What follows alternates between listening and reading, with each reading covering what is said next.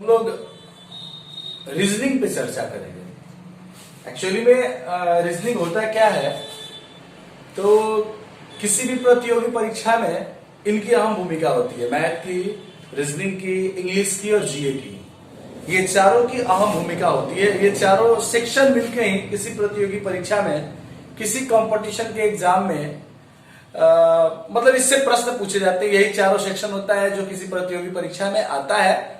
किसी में ये होता है, किसी में इंग्लिश गायब हो जाता है, तो किसी में मैथ का थोड़ा सा क्वांटिटी कम कर देता है, इस टाइप का करता है। लेकिन ये चारों सेक्टर जो है, चारों सेक्शन जो है, चारों जो आपके मैथ, इंग्लिश, रीजनिंग और जीए हैं, यही चारों जनरली बेस होते हैं प्रतियोगी परीक्षा के लिए।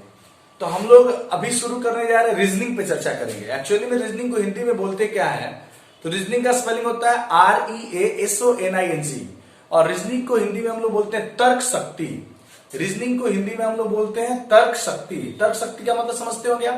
जब हम लोग तर्क करते हैं किसी मुद्दे पर, किसी बात पर, किसी पॉइंट पर, जब हम लोग किसी से डिस्कस करते हैं तो उसको हम लोग तर्क बोलते हैं। और इसमें रीजनिंग में दो टाइप का ऐसे चर्चा किया जाता है, एक वर्बल और एक नॉन वर्बल। एक वर्बल होता है और एक नॉन वर्बल होता है। तो हम आज रीजनिंग का सबसे पहला टॉपिक मैट्रिक्स पे चर्चा कर रहे हैं। बड़ा छोटा टॉपिक है और बड़ा ही मजेदार टॉपिक है जो सबको समझ में आएगा। छोटा टॉपिक है, आज एक दिन में मैं इस टॉपिक को खत्म कर दूंगा। आज एक दिन में मैं इस टॉपिक को खत्म कर दूंगा। मैट्रिक्स पे चर्चा करते हैं। ये मैट्रिक्स एक ऐसा टॉपिक है जो आपको मैथ्स में भी पढ़ना है। जो लोग 10+2 करते हैं तो उनको एक स्पेशल पार्टिकुलर एक चैप्टर है मैट्रिक्स। लेकिन ये जो अभी हम चर्चा कर रहे हैं, ये हम लोग रीजनिंग में चर्चा कर रहे हैं। तो हम शुरू करते हैं। पहले बोर्ड पे जैसा कि आप देख रहे हैं, मैट्रिक्स का स्पेलिंग लिखा हुआ MATRIX, और मैट्रिक्स को हम लोग हिंदी में बोलते हैं आव्यूह। ये आपको दो टेबल दिख रहा है, आपको मैं दिख रहा है कि बोर्ड पे मैंने दो टेबल बनाया है। एक का नाम दे दिया है 1 और एक का 2। दो टेबल है, टेबल 1, टेबल 2। मैट्रिक्स लिखा हुआ है। मैट्रिक्स हमारा टॉपिक का नाम हो गया। मैट्रिक्स हमारे इस टॉपिक का नाम हो गया। ये आप ध्यान से देंगे, बेसिक कंसेप्ट है। और ये टोटल क्वेश्चन आपके इस टाइप से बन जाएगा, इस ट्रिक से बन जाएगा, इस कंसेप्ट से क्लियर हो जाएगा। तो हम इस टॉपिक को आज शुरू करेंगे और एक ही दिन में मैं आपको पूरा बढ़िया से कन्विंस कर दूंगा, ताकि दोबारा कभी भी आपको इस टॉपिक को बनाने के लिए, इस चैप्टर को खत्म करने के लिए फिर से आपको कहीं किसी दूसरे किताब, कहीं किसी दूसरे कंसेप्ट की जरूरत पड़ेगी। आज इस चैप्टर को शुरू भी करेंगे और खत्म भी करेंगे। छोटा टॉपिक है, छोटा चैप्टर है, आप केवल ध्यान देंगे। टॉपिक है हमारा, हमारे चैप्टर का नाम है, रीजनिंग का चैप्टर है मैट्रिक्स, हिंदी में बोलते हैं इसको आव्यूह। इसमें दो टेबल पे आपको अलग अलग डायग्राम दिख रहे हैं, अलग अलग नंबर दिख रहे हैं, अलग अलग लेटर्स दिख रहे हैं। पहला वाला टेबल में देखिएगा तो 0 1 2 3 4 है टॉप में, और फिर साइड से देखिए 0 1 2 3 4 है। यहां पर कुछ नहीं है, ऐसा नहीं सोचिएगा कि मैं भूल गया हूं। इधर भी देखिएगा तो 5 6 7 8 9 है, यहां कुछ नहीं है, इधर भी 5 6 7 8 9 है। अब इसमें देखिएगा क्या कि जैसे मान लीजिए कुछ देर के लिए अगर सी देखा जाए तो सी देखिए एक बार, फिर दो बार, इसमें नहीं है। एक देखिएगा तो इसमें एक बार आया है, 2 बार आया है। आर देखिएगा तो आर इसमें एक बार, 2 बार, 3 बार आया है। पी देखिएगा तो एक बार, 2 बार, 3 बार आया है। जी भी देखिएगा तो एक बार, 2 बार, 3 बार, इस तरह 3 बार, 4 बार, 2 बार, जितना बार है। ये हमारा क्वेश्चन हो गया। ये 4 मैंने क्वेश्चन लिखा है। आपके एग्जाम में 1 भी आ सकता है, 2 भी आ सकता है, 4 भी दे सकता है, लेकिन सबका तरीका एक ही है। तो हम लोग बनाते हैं, ध्यान देंगे।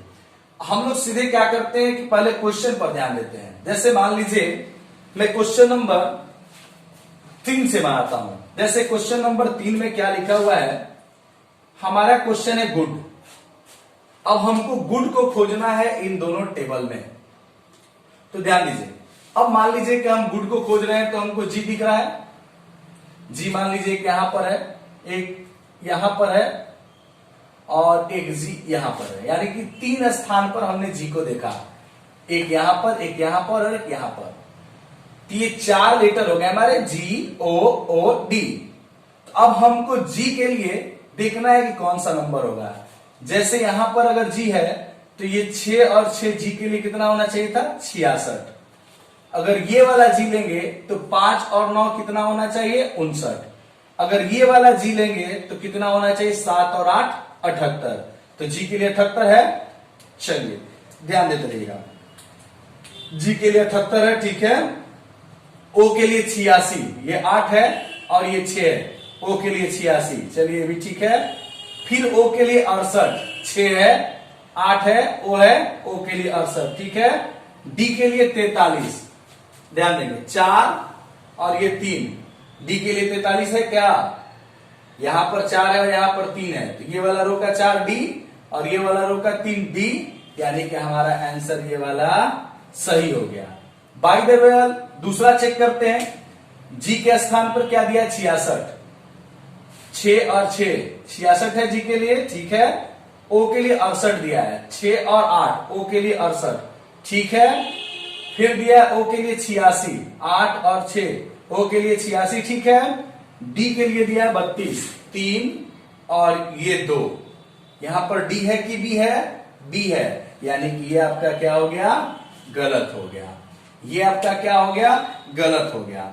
अब देखते हैं हम तीसरा नंबर देखते हैं, जी के लिए 59, 5 और 9, 59 ठीक है, 5 यहां पर है 9 यहां पर है, जी के लिए 59, ओ के लिए 68, 6 और 8 है, ओ 6 यहां पर है 8 यहां पर है, दोनों मिला के ओ के लिए 68, ठीक है। ओ के लिए 86, 8 और 6, ओ के लिए 86 भी ठीक है, 8 यहां पर है और 6 यहां पर है, 8 और 6 86, ओ के लिए क्या है, फिर उसके बाद डी के लिए है 89, डी के लिए, डी हमारा एक यहां पर है एक यहां पर है, क्या 89 बनेगा, नहीं बनेगा, खत्म हो गया। आते हैं 4 नंबर पे, जी के लिए 87, 8 और 7, क्या यहां पर जी है, यहां तो आर है, तो हमारा आंसर आपका क्या हो जाएगा, पहला वाला। एक और देख लिया जाए, एक थोड़ा सा डेयर देख लिया जाए, एक और देख लिया जाए। आप जब भी क्वेश्चन बनाएंगे, जो भी क्वेश्चन देंगे इस टेबल से रिलेटेड ही रहेंगे, जिसमें लेटर या वर्ड को मैच करना होगा, जिसमें नंबर सीरीज है जो नंबर दिया उससे मैच करना होगा। जैसे मान लीजिए डेयर की बात कर रहे हैं, डेयर में डी लिखा हुआ है, डी के लिए 43, यहां पर 4 है और यहां पर 3 है, 4 और 3 43, डी के लिए ठीक है। ए के लिए 23, 23 का मतलब 2 और 3, ए के लिए 23 ठीक है, देखिए 2 यहां पर 2 है और ये 3, देखिए इस लाइन में देखिए 2 और 3 23 ठीक है। आर के लिए 87, 87 का मतलब 8, 5 के बाद इधर है 8 ये हो गया और 7 ये हो गया, आर के लिए 87 ठीक है। ई के लिए लिखा है 10, 1 हो गया और 0 हो गया, क्या यहाँ पर ई है, यहाँ तो क्या है हमारा टी है, अगर ये ई रहता तो मेरा ये सही हो जाता, लेकिन यहाँ पर टी होने के कारण 10 का आपका ये पहला वाला क्या हो गया, गलत। फिर देखते हैं डी का, फिर देखते हैं क्या दिया है भाई, 34 लिखा हुआ है, तो डी का जब 34 लिखा हुआ है तो देखते हैं 3 और 4, यहाँ डी है, यहाँ डी है, 3 और 4 34, लेकिन यहाँ डी नहीं, क्या लिखा है, टी लिखा है, तो पहला ही मेरा गलत हो गया। अब फिर चलते हैं, डी के लिए कितना लिखा है 22, 2 और 2, ध्यान दीजिए यहाँ 2 और ये वाला 2, डी है, डी के लिए 22 ठीक है। ए के लिए कितना लिखा है 14, 1 और ये 4, इस लाइन में देखिए 1 और ये 4, 1 4 14, ए के लिए 14 ठीक है। 78 देखते हैं आर के लिए 7 और ये 8, 7 इस रो में 8 इस रो में, 78 तो है लेकिन होना क्या चाहिए था आर, लेकिन हो क्या रहा है जी, यानी कि यहाँ पर ये क्या है, गलत है। अब ऐसे भी देखा जाए तो हमारा यही आंसर होना चाहिए, जनरली हमारा यही आंसर होना चाहिए, क्यों, क्योंकि 3 गलत हो गया तो चौथा वाला ही ऑप्शन सही माना जाएगा, चौथा वाला ही ऑप्शन सही माना जाएगा। लेकिन चेक करते हैं डी का कितना दिया है 43, 4 3, यहां हमारा डी है, देखिए 4 इस रो से और इस रो से 3, यानी कि 43 हो गया।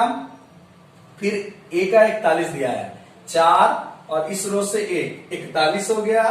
आर के लिए क्या दिया आपका 88, 8 और यहां पर भी आर, देखिए 8 और यहां पर भी आर, तो ये आपका 88 क्या हो गया, आर का हो गया। ई का दिया है 44, यानी ई ये 4 हो गया और ये भी 4 हो गया, यानी कि आपका आंसर क्या हो गया, ठीक है। एक और देख लीजिए, लास्ट 4 नंबर जो है वो आप बना के कमेंट बॉक्स में केवल उसका ऑप्शन डाल दीजिएगा, ए सही है, बी सही है, सी सही है, डी सही है। एक और देख लीजिए, लास्ट है, जैसे हम लोग बात कर रहे हैं स्टॉप, जैसे हम लोग बात कर रहे हैं स्टॉप, तो हमारा एस है, एस के लिए 76, 76 का मतलब क्या, दिखा जाए 23 76 सही है। टी के लिए दिया है क्या 10, टी के लिए दिया 10 सही है, 1 और 0 10। ओ के लिए दिया 69 69, 6 और यहां पर है 9, तो ओ के लिए 69 दिया हुआ 69, 6 है और 9 है, लेकिन यहाँ ओ नहीं, क्या है यहाँ पर आई है, तो आपका ये वाला क्या हो गया, गलत हो गया। अब उसके बाद देखते हैं हम दूसरा नंबर, एस के लिए 75 दिया है, 7 और 5, एस के लिए 75 ठीक है। टी के लिए 0 1 दिया है, 0 और 1, यानी कि यहां पर टी होता तो ये सही होता। टी के लिए 0 1 लिखा है, 0 तो है लेकिन इस रो में 1 के सामने यहाँ टी ने क्या दिया है, ई दिया है, दैट मीन्स कि आपका ये भी क्या है, गलत है।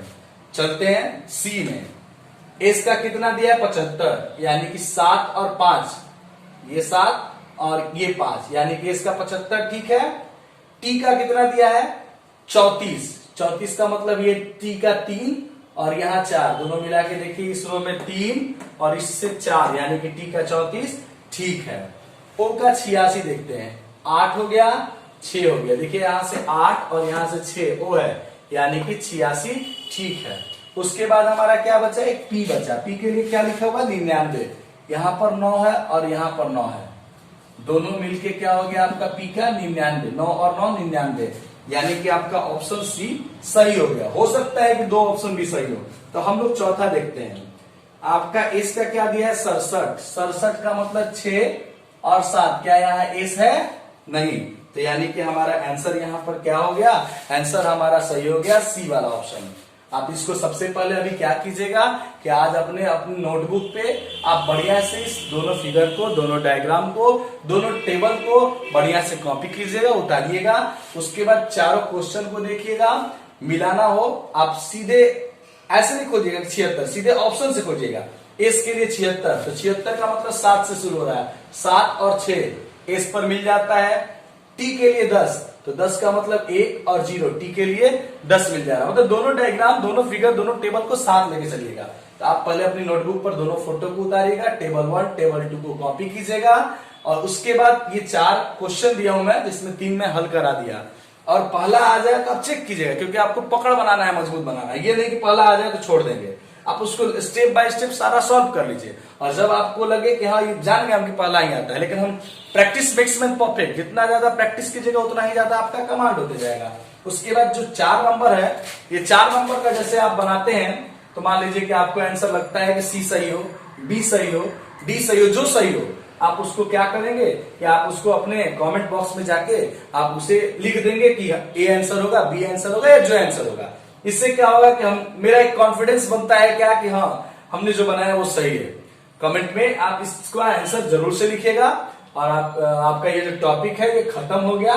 नेक्स्ट जब मैं रीजनिंग का नेक्स्ट टॉपिक पढ़ाऊंगा तो उसके पहले मैं एक दो बता के फिर से आपसे टेस्ट कर लूंगा, फिर से मैं रिवाइज करा दूंगा।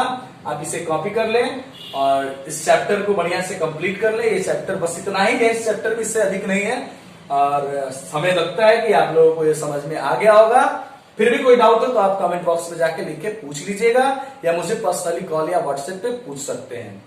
अगर आपको ये समझ में आया, वीडियो अच्छा लगे तो इसको ज्यादा से ज्यादा सब्सक्राइब कीजिए, शेयर कीजिए और लाइक कीजिए। साथ ही साथ नोटिफिकेशन के लिए बेल बटन को अवश्य दबाइए। Thank you.